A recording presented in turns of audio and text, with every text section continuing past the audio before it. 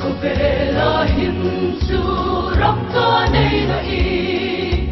kan pagbay na lekan kunaram ani angel var haileng na mun tayo ram ngeki kabay say ram tu ani Krista sarin laleng na tayo ram moy ki dan Krista na haileng na mun sa kay bak nay hayang mun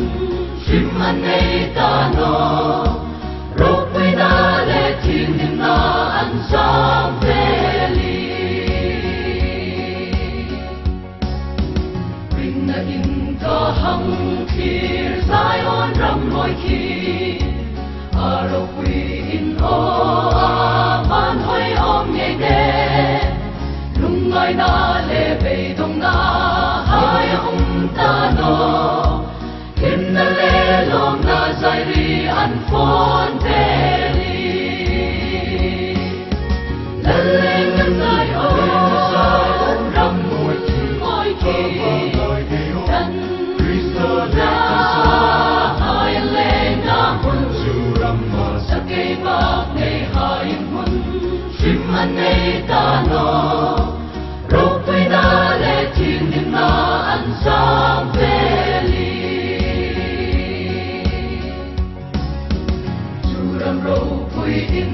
hoy letak lang su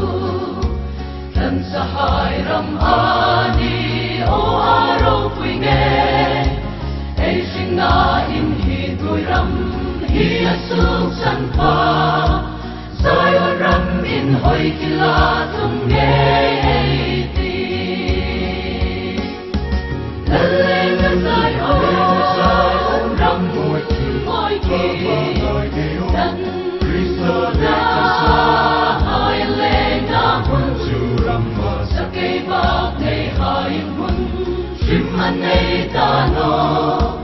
rokway na letin na ang sambeli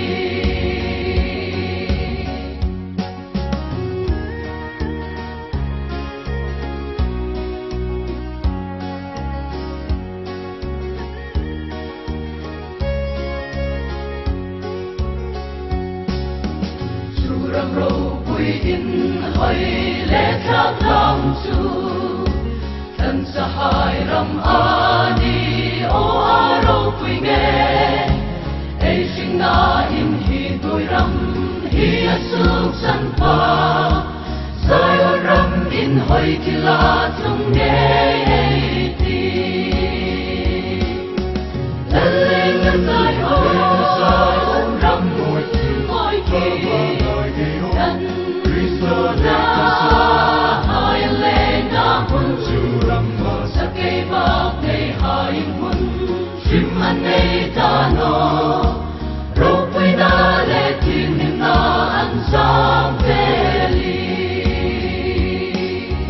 laleng na tayo ram moy ki dan Kristo na haileng na mun sa kay bak nay hayang mun shimman nay tano